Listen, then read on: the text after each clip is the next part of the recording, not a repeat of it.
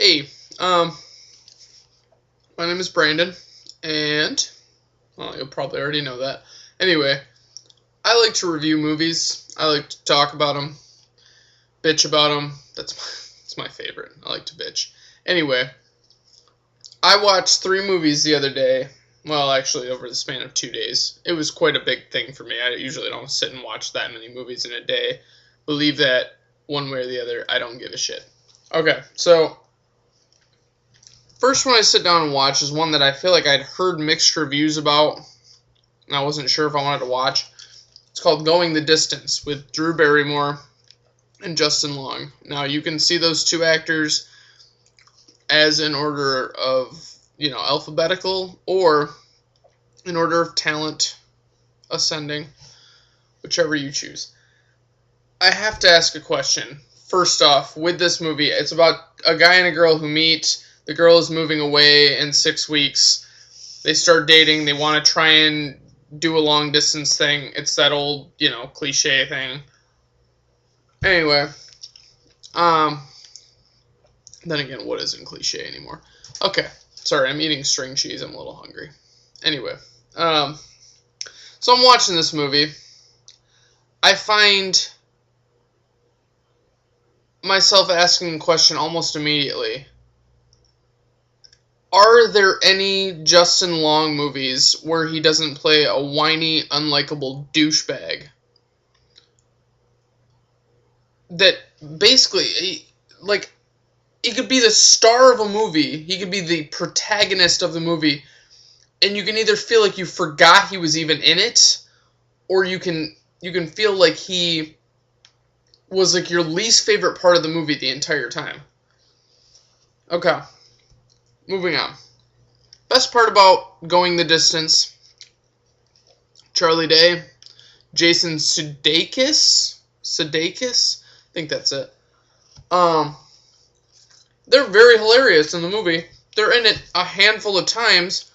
All you want is more of them, less Justin Long. They're hilarious in it, and I feel like they didn't really do much with them, and it's a crying shame. So anyway, that movie, I don't know how I want to. Should I rank them? Should I give a thumb up, thumb down? Let's say that movie gets 2.5 stars out of 5 because it was just not worth me sitting down and watching, but I didn't hate every minute of it. The next one I watched was HBO On Demand Game Change, the Sarah Palin movie, starring Julianne Moore, Ed Harris, Woody Harrelson. My sister was talking about it because she had HBO before I did, and she was watching it when it was, I think it premiered or whatever. And she made it sound like they made Palin look like an idiot, and I was like, whoa, that must have been tough.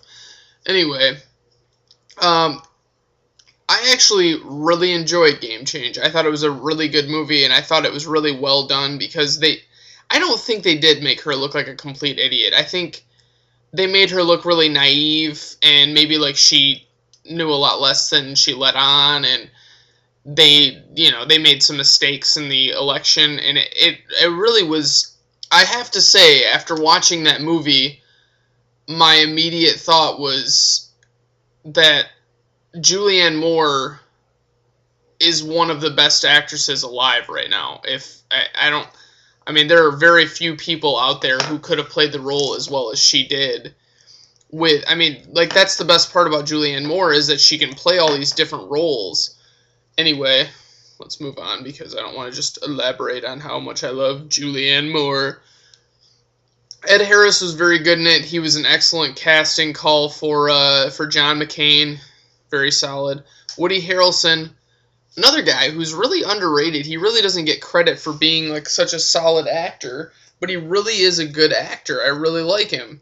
And he always plays a different role, it seems. Well, not always, but he plays a lot of different roles. I really liked it. It really encompassed everything that you could have wanted in the movie. It almost, it made you feel a little sympathetic, or or what have you for Palin and the whole campaign. The third one I watched was a computer animated feature made by DreamWorks by the name of How to Train Your Dragon. I watched this on a whim. I thought I'd heard both ways on it. I have to say, it was probably one of the best movies I have seen in recent memory. It was a very well put together movie. The story was very good. It was everything that a movie like that should be, to me. It didn't have like an overly emotional sequence at any point in it. It didn't reference too many things that people, like the younger kids that might watch it weren't going to get. It was solid. I really fucking liked How to Train Your Dragon.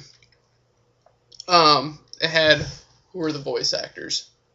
It had Jay Baruchel, who was the guy from She's Out of My League. He was on Undeclared, and crap, what the hell else was there? Yeah, he's in a bunch of Judd Apatow movies. Anyway, Jonah Hill, dude who played McLovin on Superbad, can't remember his name. Gerard Butler was the dad.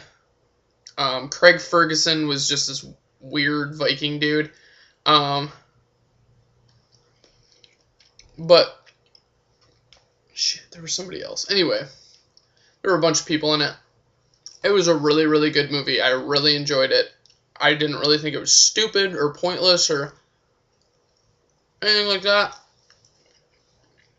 It was really good. So, yeah, I think you should check that out. Oh, right, by the way, Game Change, 4 out of 5 stars. Probably a little bit much in places. I don't know. Might even bump that up to a 4.5. There was just a little something about it. I don't know what it was. And then, I have to say at least 4.5 for How to Train Your Dragon. I really, really liked that movie. And, I got to the end of my cheese sticks, and that is, I'm gonna have to think of a thing to call reviews that I'm doing now. If I can ever get the apartment to myself. Yeah, so that's it. But see you around. Maybe I'll do this again sometime. See ya.